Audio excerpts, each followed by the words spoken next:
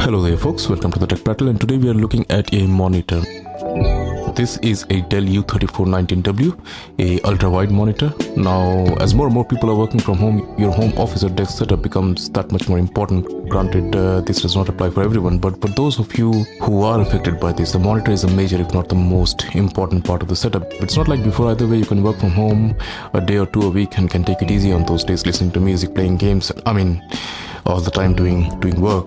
Now you're actually expected to work and coordinate with your team, and we'll probably end up working longer hours at that, as opposed to when you were in the office. Previously, people understood that you need a break, you need to do your business, but now you gotta be inactive on the Skype all the time, and if you're not, then they think you're slacking. It's just insane. Sorry, that took a dark turn right there. I would love to get some of the extra time though. The media says everybody seems to have now. I don't have any extra time. If you do get that sweet extra time now, can you use some of that to subscribe to this channel as well? That will be hugely appreciated.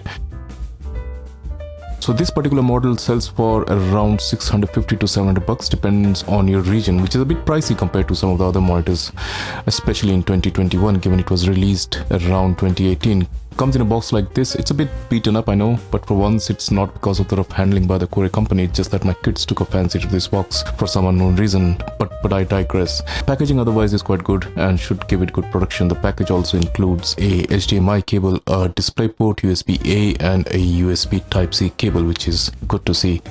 Let's start with the base of the monitor. The stand on this monitor looks pretty good. I prefer the base of a monitor stand to be a solid piece instead of a prong at the base, as you have in some of the other monitors. Also has a hole for the cable management. I guess you would expect this at this price range, to be fair.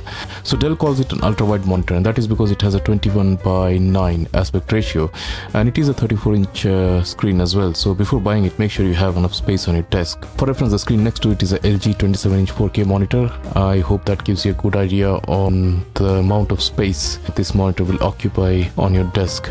But Dell also gives it a moniker of ultra sharp, and on the face of it you might think it's a 4K or higher, but it's not. It has a resolution of 3440 by 1440, so it's better than FHD, 2K or QHD, which is fine. It's just a bit of a clever marketing from Dell is all. The monitor is curved with a radius of 1900 R, so more of a gentle curve, which I liked the more I used it, I have to acknowledge. Although it depends on your personal preference. Human eye, for reference, has a curvature of 1000 R. I don't think there are many monitors out there, or any actually, with that kind of curvature. At the back of the monitor, it has the obvious AC power connector. There is no external power brick. That means it's hidden somewhere inside the chassis at the back of the monitor. Off to a good start here. Two HDMI ports. These are 2.0, not 2.1, and one display port, which is 1.2, again not the latest 1.4, which is not surprising given this was a model which was released in 2018.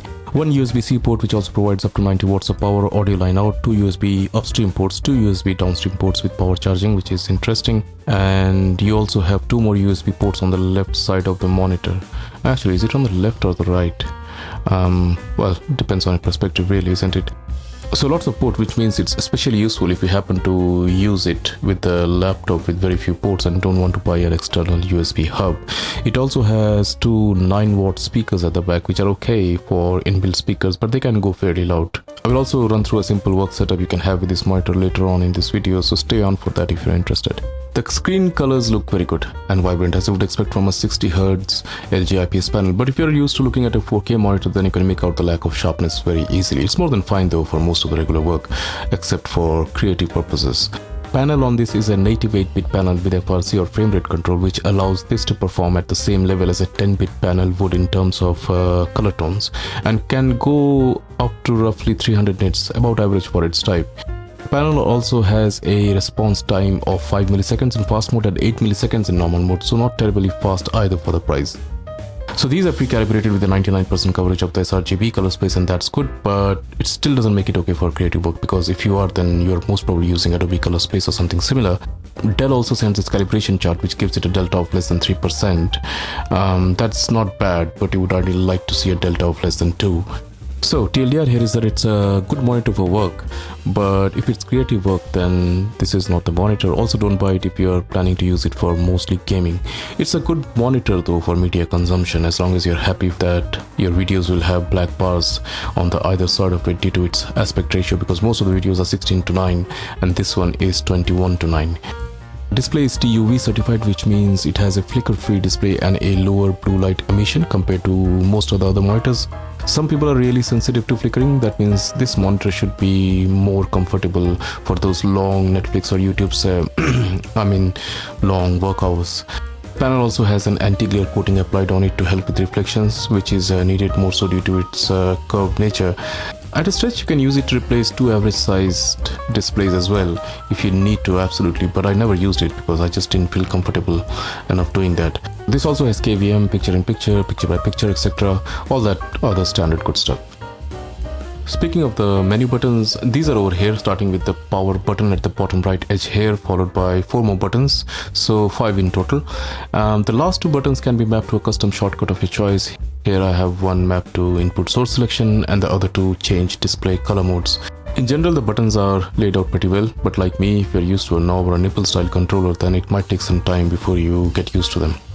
Let's walk through a potential work setup for working from home with this monitor. I feel like this monitor can be a very good candidate for that situation. Say you only have a laptop and in particular of the thin and light variety. Let's say it has only USB-C ports, Thunderbolt capable ports. For example, I'm using here a Dell XPS 2-in-1 7390. Then I can use a single USB-C Thunderbolt port to connect to the monitor, and because the USB-C also delivers 90 watts of power to my laptop, I don't need to connect the power adapter to this laptop separately. I can also connect my headset to the monitor with the USB at the back, which will pass it through to my laptop, so that saves me from having another wire going into my laptop. Dell also provides an application on the website called Dell Display Manager, which this monitor is compatible with. The application should allow you to use keyboard shortcuts to do things like input source selection, etc. You would normally do these kind of things using the onboard menu buttons on your monitor. For example, here I've set up a shortcut to switch between my laptop and desktop, both of which are connected to this monitor. All of this done with only one cable coming out of my laptop. Nice and clean. And then when I'm done, you just need to disconnect this one cable from your monitor and you can take your laptop away, which is not bad at all. And I realize that this is not for everyone, but for some of you at least, this will be a great setup, especially for those who don't own a separate desktop and just have one laptop. This can be a great setup for them. But even if you do own a desktop, you don't want to run a power-hungry desktop for over 8 or 9 hours a day, especially if all you're using it for is to remote into your workplace's VM.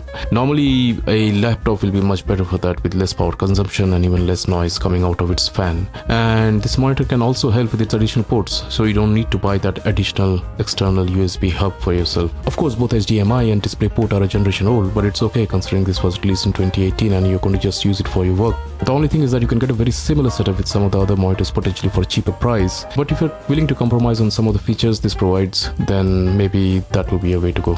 So, in conclusion, I quite like this monitor, but I imagine it's a hard sell, especially for home or personal use at this price point. Plus, it only has a max refresh rate of 60 Hz, and in 2021, unless you have a specific need for this type of monitor with this exact combination of features for your home or personal use, I will probably stay away from this one. Also, definitely ignore this if your main usage is for playing games or for creative purposes. It gets slightly easier though to recommend.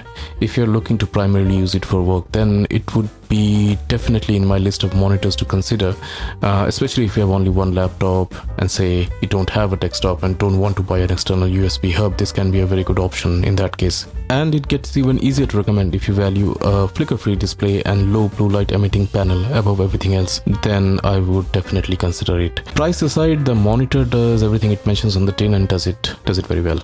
And with that, I will end the video right here, and as usual, I appreciate your time. If you made it this far, please subscribe and hit the like button if you like the video, and I will see you in the next video. Cheers.